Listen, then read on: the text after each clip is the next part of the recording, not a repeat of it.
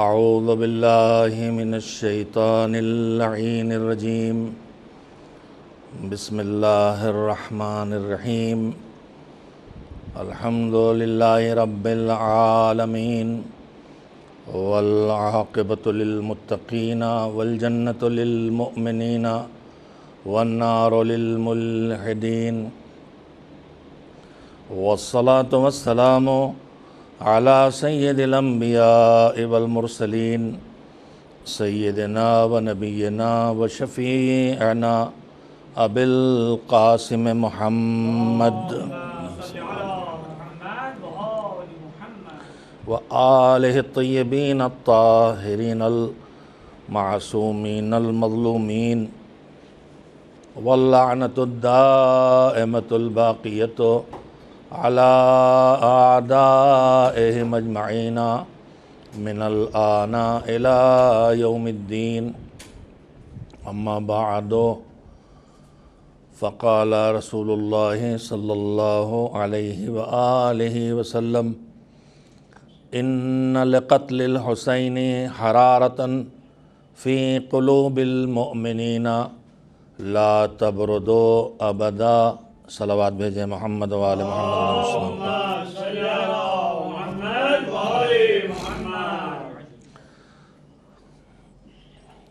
ماہ محرم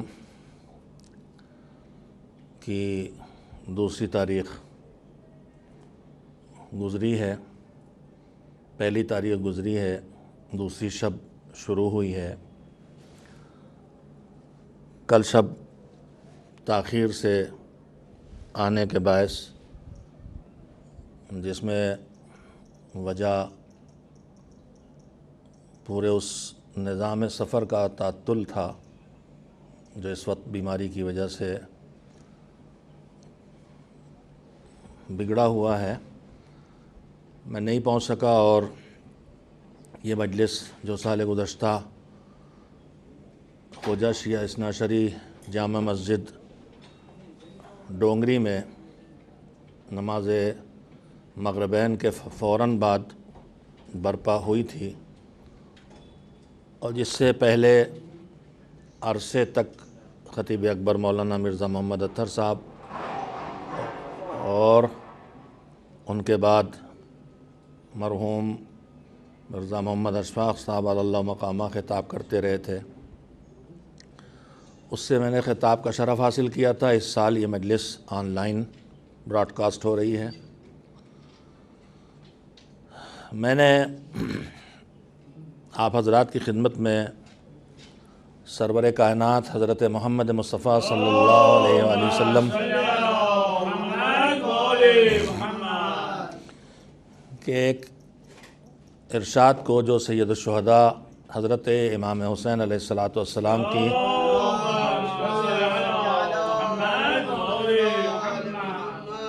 شہادت سے جڑا ہوا ہے۔ معصومین علیہ السلام سب کے سب شہید ہوئے ہیں، لیکن سید الشہداء کی شہادت، واقع کربلا، حادثہ کربلا اور اس شہادت سے پیدا ہونے والے اثرات جو پوری کائنات میں مرتب ہوئے، زمین و آسمان پر ان کا اثر پڑا، زمین کے زلزلے سے لے کے پتھر اٹھانے پر خون نکلنے تک، آسمان کی سرخی سے لے کر سورج کے گہن لگنے جیسی کیفیت پیدا ہونے تک، جنگلوں سے گریے کی صدائیں، جنوں کا ماتم، تو شہادتیں بہت ہوئی ہیں، لیکن جو اثر شہادت حسینی کا پوری کائنات پر دیکھنے کو ملتا ہے وہ اس غم کا مظاہرہ اور اس غم کا اثر اور شہادتوں میں کہیں دیکھنے کو نہیں ملتا۔ خود وفات پیغمبر گرامی حضرت محمد مصطفیٰ صلی اللہ علیہ وسلم پر شہادت امیر المومنین علیہ السلام پر مظلوم ترین شہادت حضرت زہرا مادر ائمہ علیہ السلام کی، فطرت اس سے متاثر ہوئی ہے اور کائنات پر اس کا اثر پڑا ہے، لیکن جس طرح سے کائنات کے متاثر ہونے کا اظہار شہادت حسینی میں ہوا ہے اس طرح سے کہیں اور دیکھنے کو نہیں ملتا۔ میں نے جو حدیث پڑھی اس کا ترجمہ کرتے کرتے میں بات کہنے لگا، پیغمبر خدا نے فرمایا امام حسین علیہ السلام کی شہادت کے لیے کہ ان لقتل الحسین حرارۃ فی قلوب المؤمنین لا تبرد ابدا، حسین کی شہادت کے وجہ سے مومنین کے دلوں میں، یہ نہیں کہا کہ کون سے مومن، کس دور کے مومن، کس زمانے کے مومن، کس زمین کے مومن، نہ زمین کی قید ہے نہ زمانے کی قید ہے، علمی زبان میں جسے کہتے ہیں نہ مکان کی قید ہے نہ زمان کی، کہاں کے کس زمانے کے کچھ نہیں، مومنین، یعنی یہ ایک الہی لا تبرد ابدا، مومنین کے دلوں میں شہادت حسینی سے وہ آگ لگی ہے جو کبھی نہیں ٹھنڈی ہوگی۔ میں عرض کر رہا تھا کہ شہادتیں بہت گزری ہیں، تو آخر اس شہادت کے ایسے خصوصیات کیوں ہیں؟ کربلا تو نہیں دہرائی گئی کربلا سے پہلے کبھی، کربلا جیسے واقعات ہوئے ہیں اور اب بھی ہو رہے ہیں۔ ابھی جگہ جگہ جو داعش کے مظالم ان کو دیکھیے آپ، ان مظالم میں کربلا کے ظالموں کے ظلموں کو دہرانے کا تجربہ کیا گیا ہے۔ اور اس دور میں جو دشمنان دین ہیں، بلکہ میں کہتا ہوں دشمنان انسانیت ہیں، اس لیے کہ جو دشمنان دین ہیں وہ دشمنان انسانیت ہیں، اس لیے کہ دین انسان کی حفاظت کے لیے، سلامتی کے لیے، ترقی کے لیے، کامیابی کے لیے آیا ہے۔ تو جو دین مٹا رہا ہے وہ انسانیت کو تباہ کرنا چاہتا ہے۔ اس وقت کے دشمنان دین نے جتنے ماضی میں ظلم کے طریقے ظالموں نے ایجاد کیے تھے ان سب کو دہرایا ہے، آگ میں جلانا، پانی میں ڈبو کے مار ڈالنا، کچل کے مار ڈالنا، یہ سب چیزیں ماضی میں الگ الگ دکھائی دیتی ہیں جو اس وقت دہرائی گئیں، مگر وہ بھی الگ الگ۔ کربلا میں تقریباً سارے مظالم یکجا تھے، مگر ٹھیک اگر ظلم شدت سے اپنی جگہ تھا تو اسی کو باقی رکھنے کا کوئی خاص فلسفہ کیا ہے؟ میں نے آپ حضرات کی خدمت میں کل جو ابتدائی طور پر بہت تاخیر سے مجلس ہوئی تھی، میں نے کل ایک مجلس پڑھی دونوں مجلسوں کی جگہ۔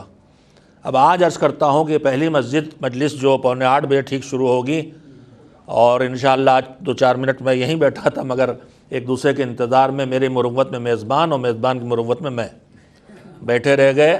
کل سے میزبان مروت ختم کریں، جیسی وقت ہو مجھ سے کہیں بسم اللہ۔ تو یہ پہلی مجلس خوجہ مسجد کی طرف سے ہے، اور 10:40 پر دوسری مجلس انشاءاللہ ہوگی حبیب ٹرسٹ کی طرف سے۔ میں نے کل ایک عنوان مجلس کا بیان کیا تھا، ایک کل میں نے بیان نہیں کیا تھا۔ اس مجلس کا عنوان، ریسرچ ڈے کا عنوان انشاءاللہ توفیق نصیب رہی تو پوری کوشش کروں گا کہ موضوع پر گفتگو ہو، کربلا کیا سکھاتی ہے، کربلا کیا سکھاتی ہے، ہمیں کربلا سے کیا سیکھنا ہے۔ یہ عنوان میں نے کیوں رکھا؟ یہ عنوان میرے اس سوال کا جواب ہے کہ حادثات بہت گزرے ہیں، شہادتیں بہت ہوئی ہیں، مظالم بہت ہوئے ہیں۔ حسین علیہ السلام کی شہادت، ان کی عظمت سیدہ شباب اہل الجنہ کا ایک حصہ ہیں۔ جنت کے 2 جوان جنت کے جنتیوں کے 2 سردار ہیں، ان میں ایک حسن ایک حسین۔ تو عظمت میں ان کے جیسے اور بھی ہیں، ان کے بڑے بھائی سیدہ شباب الجنہ کا حصہ وہ بھی ہیں۔ ابوہما افضل منہما، اور علی ان سے بھی افضل ہیں، ان کے بابا ان سے بھی افضل ہیں، اور اس کے بعد رسول اللہ صلی اللہ علیہ وسلم افضل کائنات ہیں جو ان سب سے افضل ہیں۔ تو ایسا بھی نہیں ہے کہ جتنے ہادی گزرے اور ائمہ طاہرین ان میں اور رسول اللہ صلی اللہ علیہ وسلم جو افضل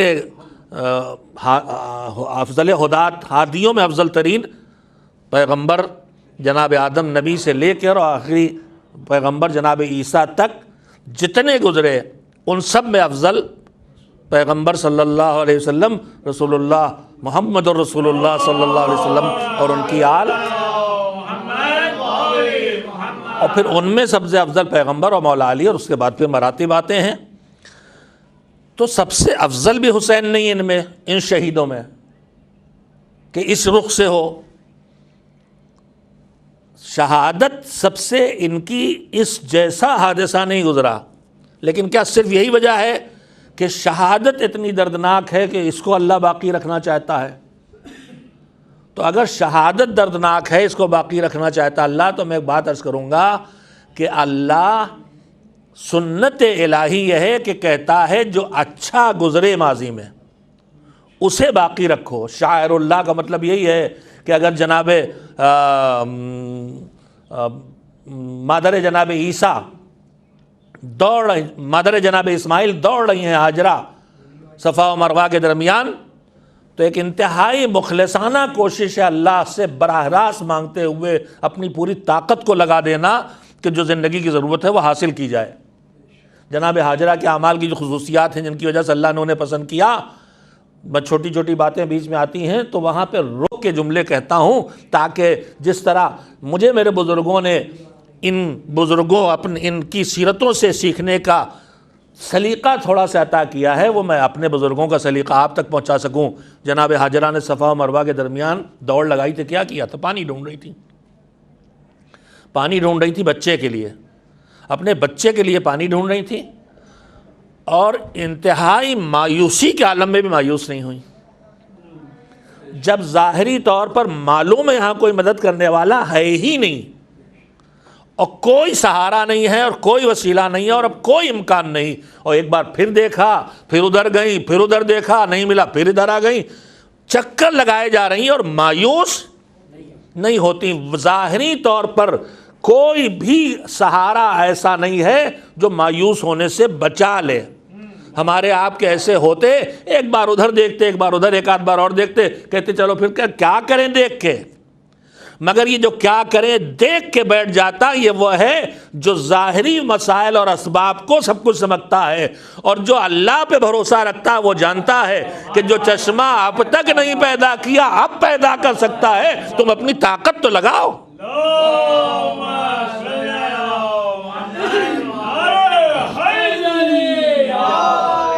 تاریخ کے اللہ نے ایسے واقعات کو کہا دہراؤ، یاد رکھو، انہیں شاعر اللہ میں اللہ کو یاد دلانے پوری طاقت لگا دی، مایوس نہیں ہوئی، اس لیے کہ اللہ ہے جو زبان میں ماں کا دودھ پیدا کر دے، زبان چوسائے نانا، اور زندگی کی ضرورت پوری ہو، وہ جو ماں کے دودھ سے پوری ہوتی ہے، وہ بھی نہیں جو جناب ابراہیم کے اپنے انگوٹھے میں اپنی غذا فراہم کر دے،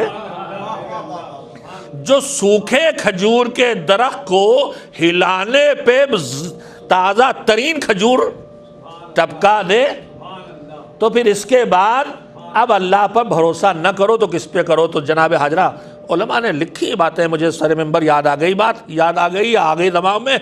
جناب ہاجرہ کے عمل کی خصوصیت کیا ہے کہ اللہ نے اسے جزو حج بھی بنا دیا اور کہا یاد رکھو، دہراتے رہو، اور ماضی میں جتنی اچھی چیزیں گزری ہیں اللہ نے ان کو دہرانے کا حکم دیا ہے، انہیں یاد رکھو، انہیں بھولو نہیں۔ وَذَكِّرْهُمْ بِأَيَّامِ اللَّهِ حکم ہے کہ اے پیغمبر، آج چاروں طرف میرے خیال سے کچھ نہ کچھ کاروبار چلتا ہی رہے گا، ایک صلوات بھیجے محمد وآل محمد۔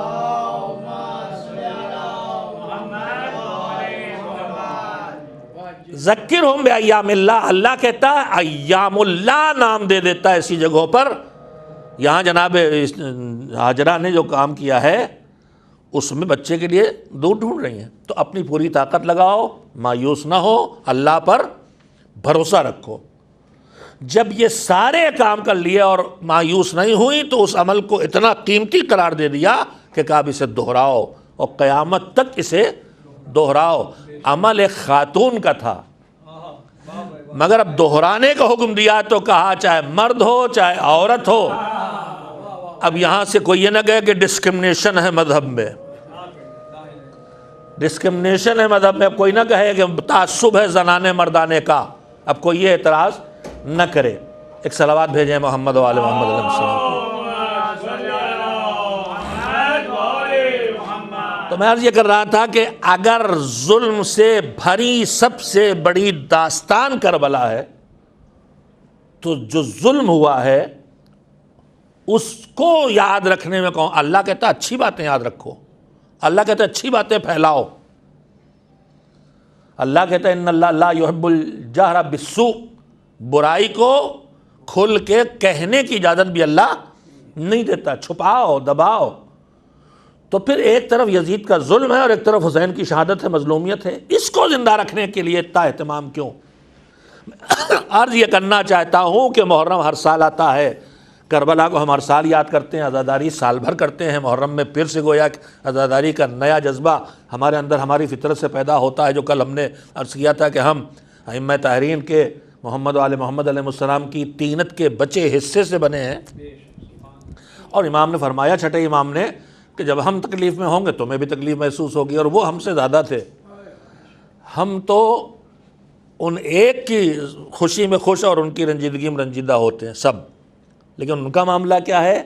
وہ ایک ہم سب کی خوشی کا احساس بھی کرتے ہیں اور ہماری پریشانی کا احساس بھی کرتے ہیں. میں سب پڑھتا رہتا ہوں, اس میں دہراؤں گا نہیں اور بات پھیل بھی جائے گی, مگر میں نے اب اتنی مرتبہ پڑھا ہے کہ آپ کے سامنے جو حضرات بیٹھے ہیں ان کے سامنے میں نے دہرایا ہوگا کہ بخار کے عالم میں رمیلہ جو صحابی مولا کائنات ہیں, وہ نماز میں نہیں آ پائے تھے, اور اس کے بعد جب نماز جمعہ میں آئے کسی دن ذرا ٹھیک ہو کے, اور انہیں پھر بخار آ گیا, ان کو بخار وہیں آ گیا, طبیعت بگڑ گئی. تو جب رمیلہ جانے لگے مولا علی نے بلوایا, کہا تمہاری طبیعت خراب ہو گئی تھی. کہا مولا پہلے بھی خراب تھی, ٹھیک ہو گیا, نماز بیٹھے تھے آ کے, تو میری طبیعت پھر بگڑ گئی. تو امام نے کہا جس وقت تمہیں تکلیف محسوس ہوئی مجھے بھی محسوس ہوئی. اس رشتے کو دیکھیں آپ, اس رشتے کو دیکھیں. اب رمیلہ کا احسان سنیے ہمارے اوپر. ہم خود غرض ہوتے تو اپنا شرف لے کے نکل آتے کہ بس رمیلہ, مگر وہاں معاملہ دوسرا, و ایمانی برادری کی فرقہ, مولا یہ جو آپ کا رشتہ ہے یہ انہی سے ہے خالی جو مسجد میں آپ کے سامنے بیٹھے ہیں؟ کہا نہیں, اس کائنات میں جہاں کہیں ہمارا کوئی چاہنے والا جب وہ کسی زحمت کا شکار ہوتا ہے اس کو تکلیف ہوتی ہے تو ہمیں بھی تکلیف ہوتی ہے. اور ایک بات بتاؤں میں آپ سے, ایک بات یہیں پہ اور کہہ دوں کہ میرا بیٹا, میرا بچہ, میری پوتی, میرا پوتا, میرا نواسا چھوٹی سے ہیں, وہ بچے ہیں, بچپن میں وہ جا کے دروازے میں انہوں نے ہاتھ کچل لیا, تو یہ بتائیے کچلا, اس کو کھال چھل گئی, اس کو کھیل رہا اسے پتہ نہیں, خراش لگی, خون بہ رہا اسے پتہ نہیں, اسے احساس نہیں ہوا, کھال چھل گئی, ناخون الٹ گیا, اسے کچھ پتہ نہیں, اسے اپنی تکلیف کا احساس نہیں. لیکن میں دادا نانا ہوں, میرا دل اس خون کو جو خراش لگی دیکھ کے بے چین ہو رہا کہ نہیں؟ تو پھر رشتہ سن لیا, انا ابوا علی, علی ابوا ہذہ الامہ, ہم علی اس امت کے باپ ہیں. تم اولاد ہو کہ اپنے کو تکلیف پہنچاؤ, گناہ کر کے, نمازیں چھوڑ کے, غیبتیں کر کے, بے ایمانیاں کر کے, تمہیں پتہ نہیں چلتا تم گناہ کو تکلیف پہنچا رہے ہو, تمہیں تکلیف نہیں ہوتی, مگر ہم تم سے رشتہ رکھتے ہیں, تمہارا گناہ ہم کو تکلیف پہنچاتا ہے, اس لیے کہ تمہارا نقصان ہمیں بے چین کرتا ہے. خیر, تو میں بات یہ عرض کر رہا تھا کہ کربلا کو آخر یاد رکھنے کا پوچھا جاتا ہے نا, اتنی صدیاں بیت گئیں, آخر ذکر حسینی کیوں, پھر سارے ذکر اسی طرح کیوں نہیں, سب کے لیے اشرے کیوں نہیں, سب کا اربعین کیوں نہیں؟ اور میں اس لیے کہہ رہا ہوں کہ اب ہمارے درمیان کچھ لوگ, ہم اس امت سے ہیں جہاں قیاس نہیں ہے, یعنی جو حکم ہے وہ کرو, اب وہ جیسا وہاں بھی, وہ جیسا وہاں بھی, وہ جیسا وہاں بھی ٹرانسفر کرنا ہمارا کام نہیں. اربعین حسین سے مخصوص کیا اللہ نے, غم کی جو کیفیتیں ہیں وہ حسین سے مخصوص کی اللہ نے, زیارت کو جو کثرت ہے, شدت ہے, تاکید ہے, وہ حسین سے مخصوص کی اللہ نے. اب یہ سوم حسین کا, اربعین حسین کا, اور میں صرف اتنا جانتا ہوں کہ حسین کی شہادت کے بعد دو سیرتیں ہیں. ایک ہے تیسرے دن بیٹے کا باعجاز آنا اور شہداء کو دفن کرنا. اللہ نے اسے بھی اتنی جگہ دلا دی کہ پورا عالم تشیع عاشور کے بعد پھر بے چین ہو کے اس تاریخ حسین پر روتا ہے جب بیٹا بغیر چاہنے والوں کو دفن کر رہا تھا. اس کے بعد ہم اللہ نے ہمیں توفیقات دی، ہم نے 2 مہینے 8 دن وقت کر دیے اپنی زندگی کے، مگر یہ 2 مہینے 8 دن وقت کرنے کا کوئی صریحی حکم شریعت نے نہیں دیا ہے، حکم ہے ان کی اذا کا، اس اذا کو ہم نے ہماری بے چینیوں کو کم کرتا ہے، ہمارے دکھے دلوں کے پر مرہم رکھتا ہے، ہمارے گناہوں کو دھوتا ہے، ہمارے گھروں میں برکتیں لاتا ہے، ہمیں چین اور سکون ملتا ہے، لہذا ہم چاہتے ہیں یہ پیریڈ جتنا لمبا کھنچ جائے کھینچ دے۔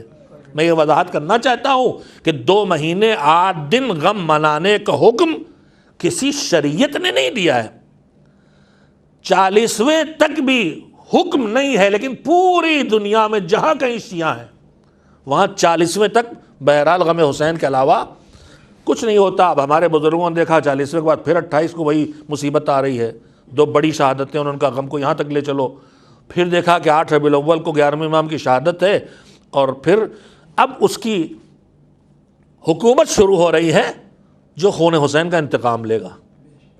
تو ایک چین پڑا کہ اب وہ آ گیا کہ جو اس غم کو مٹا دے گا اور دکھے دل والی دادی کے دل کو بھی سکون دے دے گا۔ تو ہم نے کہا جب دادی کو سکون ملے گا عید زہرا کے دن، تو پھر ہم اس دن بھی اپنا غم کم کر لیں گے، زہرا کی خوشی میں شامل ہو جائیں گے۔ یہ ہمارے بزرگوں کی ترتیب۔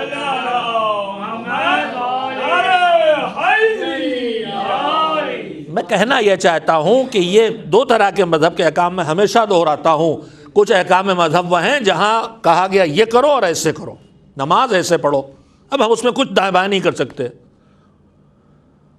روزہ اس وقت سے اس وقت تک رکھو، ان چیزوں سے پرہیز کرو۔ اب ہم کوئی نہیں ہوتے کہ ہم روزے میں جتنی چیزیں اللہ نے حرام کی اس کے بعد 2 4 5 چیزیں اپنے اوپر اور ہم حرام کر لیں، یہی بدعت ہے۔ کہا اللہ نے حرام کیا ہے کہ کھاؤ نہیں پیو نہیں، اب ہم بولیں گے بھی نہیں، غیبت ہوتی ہے بولیں گے نہیں پورے دن، یہی بدعت ہے۔ یا آپ بولنے سے بچیں وہ ایک الگ بات ہے، لیکن بولنا اپنے اوپر حرام کر لیں یہ آپ کا کام نہیں ہے، اللہ کا کام حرام حلال کرنا۔ ہم لوگ کر لیتے ہیں، ہم لوگ اس طرح کی حرکتیں بہت کرتے ہیں اپنی قابلیت میں، یہ شریعت سازی ہے، اور اسی شریعت سازی ہی کو بدعت کہا جاتا ہے مذہب میں۔ جو اللہ نے نہ کہا ہو کہ ایسے معین کر کے اس کو اپنے طرح ڈیزائن کر کے اللہ کی طرف لگا دینا کہ اس مذہب کا حصہ، یہی بدعت کہلاتا ہے۔ تو میں عرض یہ کرنا چاہتا تھا کہ شہادتیں ساری گزری ہیں، مگر یاد حسین کے اہتمام کا ایک حصہ اللہ کی طرف سے اہتمام خدا برائے عزائے حسین فی الحال اس وقت میں اس میں گفتگو کر رہا ہوں۔ اور پھر یہ کہنا مجھے کہ آخر اہتمام ہے تو پھر کیوں؟ وہ حکیم ہے، حکمت والا، مصلحت والا، وہ رحمت والا، وہ مغفرت والا، وہ تدبیر والا، وہ علم والا، وہ قدرت والا۔ اس نے اگر اس کا اہتمام کیا تو اس کے پیچھے کوئی بڑا راز ہونا چاہیے۔ ساری شہادتوں کو یاد رکھنے کا ایسا اہتمام نہیں، سارے حادثات کی یاد رکھنے کا نہیں اس طرح جو اہتمام حسین کے لیے ابھی جو میں عرض کر رہا تھا۔ ایک تیسرا دن جو معصوم امام نے آ کے دفن کیا، پھر شیعہ جمع ہو گئے، ایک تو یہ دن ہو گیا۔ عاشور کو تو ہم تابوت اٹھاتے ہیں، مگر حقیقتاً عاشور کو حسین کا لاشا اٹھا کہاں ہے؟ عاشور کے دن لاشا نہیں اٹھا، 11 محرم کو لاشا نہیں اٹھا۔ 11 محرم کو تو سید سجاد بے گر و کفن لاشے کو چھوڑ کے چلے گئے تھے۔ پھر اللہ نے چونکہ نظام بنایا کہ معصوم کو معصوم دفن کرے گا، اس لیے پروردگار عالم نے ہر موقع پر اعجاز کے ذریعے معصومین کو پہنچایا ہے۔ جیسے شہر رے میں غریب الغربا اکیلا شہید ہوا ہے امام رضا، تو دفن کرنے کے لیے کم سنی کے عالم میں 9 سال سے بھی کم عمر میں 9 امام پہنچے ان تک۔ اسی طرح سے مختلف ائمہ پہنچے ہیں۔ صلوات بھیجیں محمد۔ کسی بحث کی ضرورت نہیں ہے، اللہ اگر ایک علی کو ہر مرنے والے کے سرانے بھیج سکتا ہے تو دوسرے علی کو کیوں نہیں بھیج سکتا اپنے بابا کو دفن کرنے کے لیے؟ اگر ایک علی جب ہر مرنے والے کے سرانے جاتا ہے تو اگر ممبر پہ خطبہ دے رہا ہے تو ممبر سے غائب نہیں ہوتا ہے۔ بھائی علی تو مرنے والے کے سرانے جائیں گے تو مر تو ہر وقت آدمی رہا ہے، جب علی نماز جمعہ پڑھا رہے ہیں خطبہ دے رہے ہیں تو بھی ہیں، تو اتنی دیر کے لیے علی وہاں غائب تو نہیں ہوئے نا۔ تو میں اپنے جوانوں سے کہنا چاہتا ہوں فوراً، ارے کیسے ہو سکتا ہے، وہ تو قیدی تھے، اور قیدی تھے تو ہتھکڑیاں بیڑیاں سب پڑی تھیں، اور اس کو کیسے نکل گئے اور سپاہی کیسے جانے دیں گے؟ تو میں وہی عرض کروں گا کہ اگر ایک علی، پہلا علی جہاں ہے نماز پڑھا رہا تو دیکھ رہے ہیں نماز بھی پڑھ رہا ہے اور وہ ہر سرانے موجود ہے، تو پھر اسی طرح سے قیدی بھی ہے اور باپ کو دفن بھی کر رہا ہے. ان کی دنیا ہم سے الگ ہے. دفن کرنے آئے معصوم ہیں, اللہ نے کہا, اللہ نے اس دن کو غم کا دن اور بنا دیا. شہادت کے بعد کسی امام ہو معصوم, یفرحون لفرحنا, ہماری خوشی کا دن, ولادت خوش ہوں گے, شہادت کے رنجیدہ ہوں گے. لیکن حسین کے غم کے اہتمام میں توجہ دیں آپ حضرات, اللہ نے کچھ چیزیں الگ سے رکھی, ان میں سے میں نمونے چھوٹے چھوٹے رکھ رہا ہوں, اور جتنا میں عرض کر سکوں گا حسین کے غم کا اہتمام اللہ نے کیا ہے, اس لیے ہم کر رہے ہیں. ہمارا جواب یہ ہے, ہم سے پوچھا جاتا ہے کیوں کرتے ہو تم؟ اللہ نے کیا اس لیے ہم کر رہے ہیں. اگر اس نے اتنا اہتمام نہ کیا ہوتا ہم بھی نہ کرتے. اس نے اپنی قدرت کے اعتبار سے اہتمام کیا, ہم اپنی سکت کے اعتبار سے اہتمام کرتے. اس کی قدرت کے اہتمام میں کبھی رد و بدل نہیں ہوتا, بند نہیں ہو سکتا. ہمارے اہتمام میں خلل پیدا ہوتے. اس سال ہم جلوس نہیں نکال پا رہے ہیں, اس سال ہم بھرپور مجلسیں نہیں کر پا رہے ہیں. ہمارے اہتمام میں خلل, اس کے اہتمام میں خلل نہیں, کوئی اسے روک نہیں پائے گا. اگر امام باڑوں میں بھر کے نہیں مجلسیں ہو رہی ہیں تو اس سے زیادہ گھروں میں مجلسیں ہو رہی ہیں, اس سے زیادہ آن لائن ذکر حسین ہو رہا. روک نہیں پایا, دشمن بڑھ گیا ہے, گھٹا نہیں ہے. یہ اہتمام الہی ہے. ایک صلوات بھیجیں محمد والے.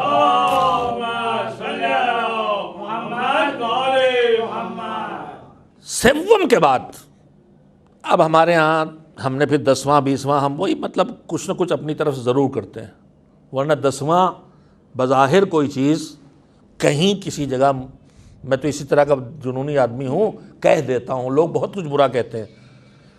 آخری نام یہ رکھا جاتا ہے کہ وہابی اور عزاداری. میں منع کر ہی نہیں رہا, میں 10ویں مجلس خود پڑھتا ہوں.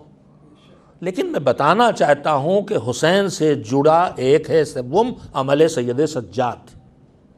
10ویں دن کوئی خاص چیز نہیں ہے, 20ویں میں بھی کچھ نہیں ہے, 30ویں میں بھی کوئی خاص, 30ویں دن کی کوئی خاص تاریخی مناسبت بظاہر نہیں ہے. ہمارے مومنین نے یاد کرنے کے طریقے نکال لیے کہ بھول نہ بیٹھیں, لہذا 10 دن پہ ہی کرتے رہو. عشرے کے کم سے کم عشرے ہی دہراتے رہو اگر روز نہیں دہرا سکتے. اور 10واں کیا, ہم تو روز مجلسیں کر رہے ہیں الحمدللہ. کبھی وہ دور رہا ہو جب مجلسیں مشکل تھیں تو عاشور کے بعد شاید 10 کو 20 کو کر لیتے رہے ہوں گے, روز نہ ہو پاتی ہوگی. اب تو یہاں ہر روز 2 مہینے 8 دن دن بھر مجلسیں ہوتی ہیں, کوئی لمحہ خالی ہوتا ہی نہیں.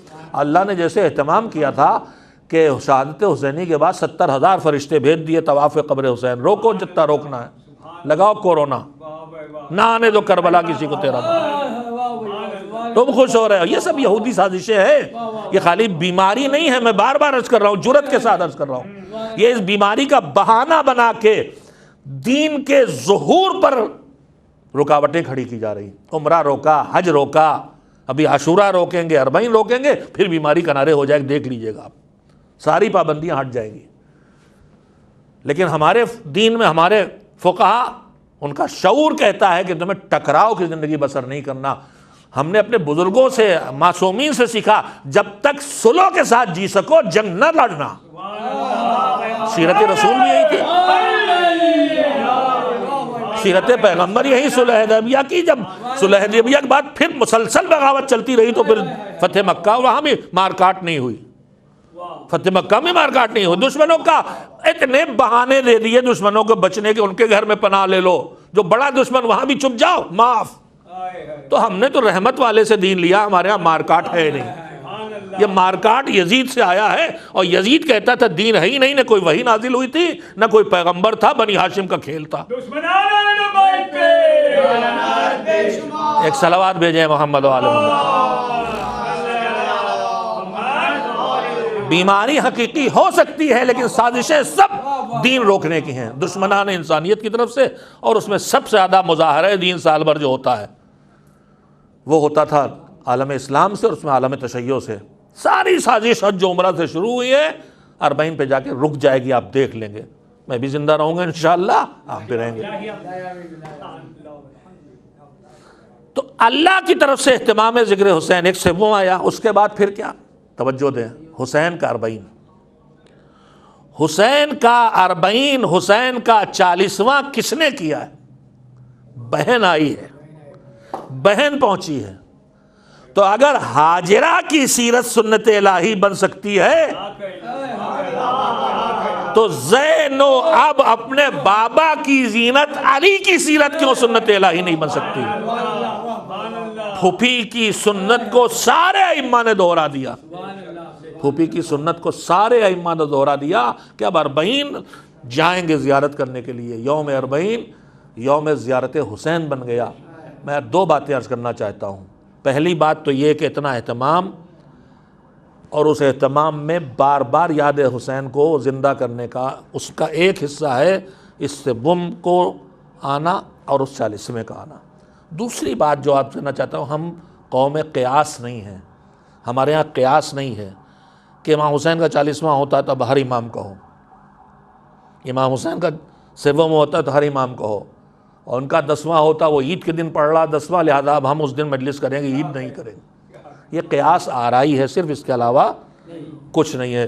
میں نے پہلے عرض کیا کہ 10واں 20واں 30واں کہیں ڈھونڈے بھی شریعت کی طرف سے نہیں ملتا ہے کہ اس کے لیے کوئی ترجیح کا حکم ہو کہ آج خاص کر کے کرو.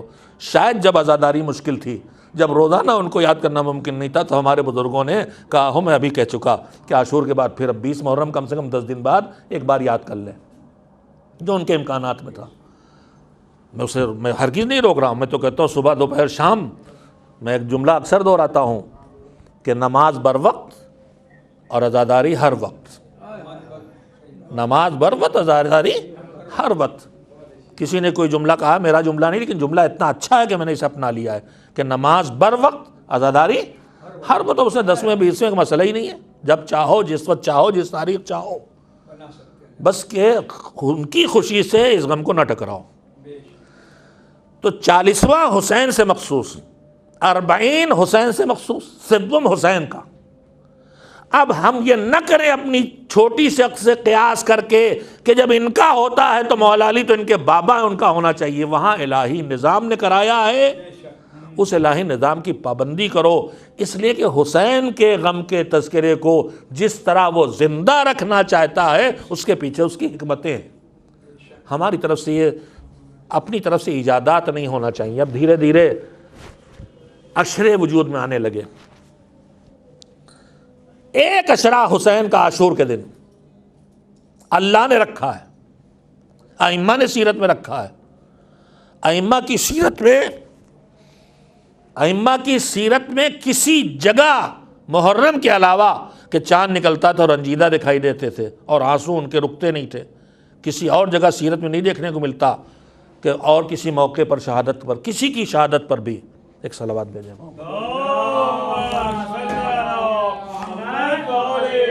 اس طرح سے اہتمام کا مظاہرہ ہو. بلکہ سارے ائمہ کی سیرت میں مظاہرہ اگر ہے تو حسین کو یاد کرنے کا ہے. مجھے نہیں پڑھنے کو ملتا کہ انہوں نے اور سیرتیں بہت چھپی ہیں. میں دعویٰ تو نہیں کرتا، مگر ایک گفتگو ہے دماغ میں، بات ہے جو کہہ رہا ہوں کہ سارے ائمہ کی سیرت میں جب مجلس کی ہے انہوں نے تو کس کی ہے؟ بس حسین کی. امام نے کہا ہماری خوشی میں تم خوش ہوگے، ہم کریں گے. امام نے کہا ہماری غم میں تم رنجیدہ ہوگے، ہم کریں گے. مگر ائمہ نے جو اہتمام کیا، اپنے باپ، اپنے والد، اپنے دادا، کہیں دیکھنے کو نہیں ملتا کہ مثلا 5ویں امام نے 4تھے امام کے لیے، 7ویں امام نے مثلا 6ٹھے 5ویں امام کے لیے کیا ہو. اپنے لیے اپنی طرف سے غم کر کے خیرات تقسیم کرنے کا وقت تو کیا امام صادق نے کہ میدان عرفات میں خصوصیت سے اہتمام کیا کہ ہمارا مرثیہ پڑھا جائے، اور وہی تھا پیغام اہل بیت پہنچانے کے کب کون سے طریقے تلاش کر لیے جائیں. عرفات میں ہمارا وقت کیا کہ ہمارا مرثیہ پڑھا جائے اور اس کے بعد ہماری طرف سے لوگوں کو کھانا کھلایا جائے. اور یہیں سے شاید تبرک بھی نکل آیا کہ تبرک شاید یہیں سے نکلا ہو، 6ٹھے امام کی سیرت سے نکلا ہو، میں نہیں کہہ سکتا، لیکن ان کا وقف ہے، روایت ہے. تو انہوں نے سب نے سید الشہداء کے غم کے لیے اہتمام کیا. 7 ان کی ذات سے مخصوص، 40واں ان کی ذات سے مخصوص، 10واں 20واں 30واں تو ہماری چیز ہے، کہیں پیچھے ہے بھی نہیں. مجبوری کے حالات کے تحت 10ویں 20واں 30واں رہا ہوگا، اب روز مجلس ہوتی. میں عرض یہ کرنا چاہتا ہوں کہ آج ہمارے کچھ جذباتی شیعہ جذبات کی رو میں بہہ کے شریعت سازی پہ آ جاتے ہیں، اور اب دھیرے دھیرے سارے معصومین کی جوڑ کے ان کے پیچھے دشمنوں کی سازشیں ہیں کہ عید الفطر چلی جائے، عید الاضحیٰ نہ ہونے پائے. یعنی جو دین ایام اللہ ہے جنہیں اللہ نے کہا مناؤ، جس طرح ان کو توڑنے کے لیے کیا جا رہا. اب تو پورے وجودی کو بگاڑنے کے لیے کہا جانے لگا کہ ساری دنیا اللہ کی عبادت کے لیے پیدا ہوئی ہے، مگر ہم تو بس عزائے حسین کے لیے پیدا ہوئے ہیں. میں اس پہ گفتگو کر چکا ہوں پہلے، اس وقت اس کی ضرورت بھی نہیں، گنجائش بھی نہیں، ضرورت دہرانے کی ہے، گنجائش نہیں۔ پھر کسی دن کہوں گا کہ ہمارے درمیان ایک نظریہ بھی دیا جائے جوانوں کو کہ حضرت زہرا کی دعا ہیں ہم تو بس عزاداری کے لیے پیدا ہوئے ہیں، اللہ کی عبادت کے لیے سب پیدا ہوئے ہیں، ہم بس عزاداری کے لیے۔ بالکل غلط تصور ہے۔ میں اس کے لیے روایت بھی پڑھ چکا ہوں کہ کہیں یہ نہیں ہے کہ اللہ قوم کو خلق کرے گا۔ روایت میں یہ ہے کہ پیغمبر نے فرمایا کہ جب جناب زہرا نے پوچھا کہ بابا پھر جب کوئی نہیں ہوگا تو ان پر روئے گا کون، تو خود ہی فرمایا کہ اللہ میری امت کے لوگ، مرد ہمارے مردوں پہ روئیں گے اور ہماری امت کی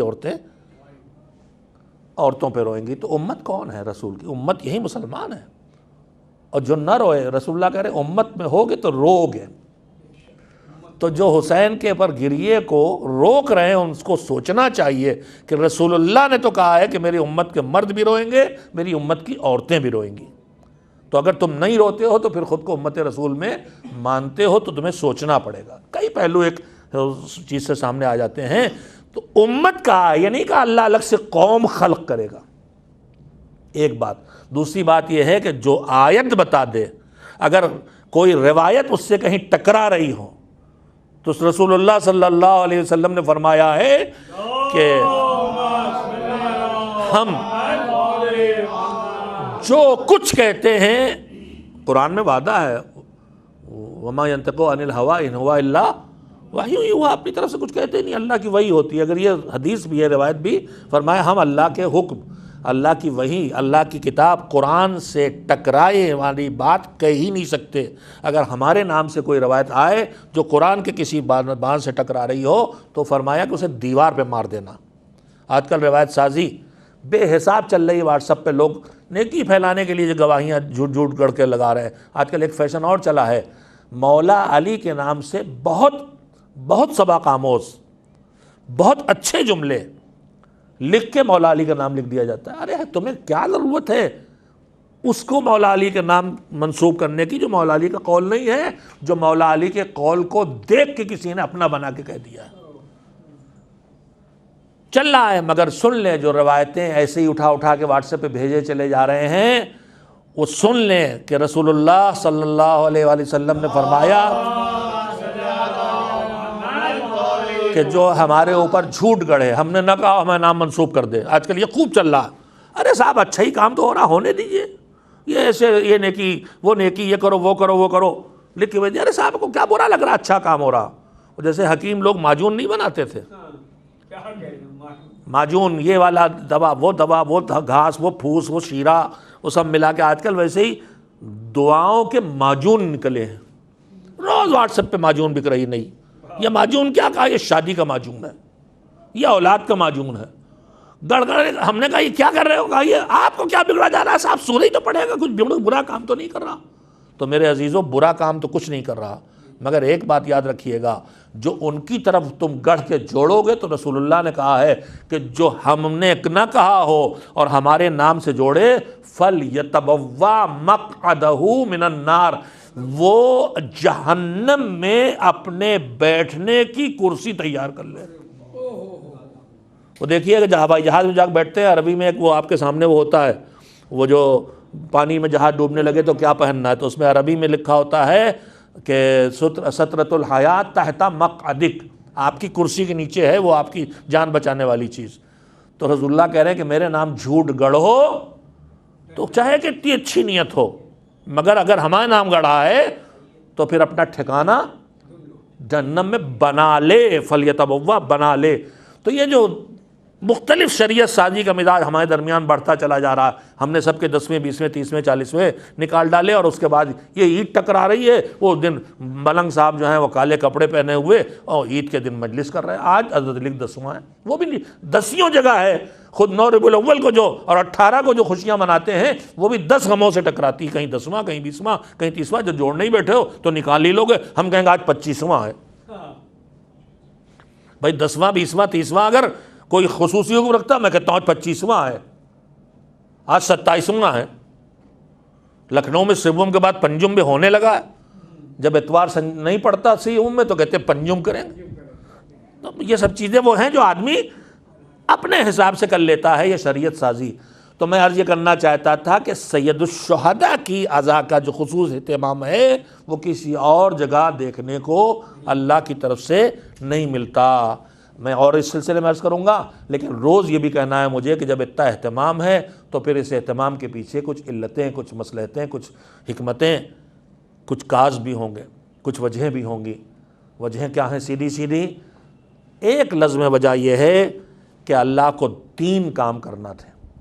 ایک دین کو پہنچانا تھا، دوسرے دین کو پورا کرانا تھا، تیسرے دین کو آخرت تک کے لیے بچانا تھا. اللہ کے پاس دین کا نظام پورا بنا رکھا ہے. آئے بھی تو یہاں ایک کام ہے کہ بندوں تک پہنچانا مستقل ایک بڑا کام ہے. آج کل بھی اتنی سب کچھ اتنا سلسلہ میڈیا کا پھیل گیا، پھر بھی سب تک بات ہم نہیں پہنچا پاتے. اللہ کو جنگل کے بے خبر انسان تک بھی دین پہنچانا تو کوئی چھوٹا کام نہیں ہے. اس کا میسج وہ یہ الہی پہنچانا ایک کام، بہت بڑا کام. پھر جو پہنچانا ہے تو اسے منوانا بھی ہے، وہ دوسرا بڑا کام. تیسرا بڑا کام اسے پھیلا کے آخر تک پہنچا کے بچانا بھی ہے. تو 3 کام ہے. اللہ کو دین پہنچانا بھی ہے، اللہ کو دین پھیلا کے منوانا بھی ہے، اور اللہ کو دین بچانا بھی ہے. میں انشاءاللہ تفصیل بعد میں پڑھوں گا، لیکن دین لانے، دین پہنچانے کے فرائض اللہ نے سب سے انجام دلوائے، دین بچانے کے بھی انجام دیے ہیں. مگر ہر کارنامے میں، دین لانے میں، دین پھیلانے میں، دین بچانے میں 3 بڑی شخصیتیں ہیں جن کا کارنامہ دوسروں سے نمایاں. انہی میں سے ایک تھا دین کے قیامت تک بچانے کا اہتمام. غدیر میں پورا کر کے اللہ کو اب دین قیامت تک بچانا تھا. اس دین کی بقا کے انتظام کا نام ہے کربلا. غدیر کی امامت اور ولایت کے بعد بھی دین کی بقا کے خصوصی اہتمام، جسے بوسٹر کہتے ہیں، وہ بوسٹر جو ولایت و امامت تو مل گئی تمہیں، اہتمام ہو گیا قیامت تک دین کے پھیلنے اور بچے رہنے کا، مگر اس کے لیے جو بوسٹر چاہیے جو کبھی اسے اس تحریک کو ٹھنڈا نہ ہونے دے. جو تکمیل دین کا کمال غدیر کے پیغام کے بعد حاصل ہو گیا. لوگوں کو کتنی بڑی چیز مل جائے، کچھ دنوں کے بعد اس کی قدر گھٹنا شروع ہو جاتی ہے، آدمی ٹھنڈا ہونے لگتا ہے. ہم آپ ابھی مجلسی میں آپ بیٹھے ہیں، شروع میں زیادہ جاگ رہے تھے، اب کم جاگ رہے ہیں، ٹھنڈے ہو رہے ہیں، تھوڑا تھوڑا صلواتی آپ کو جگائیں.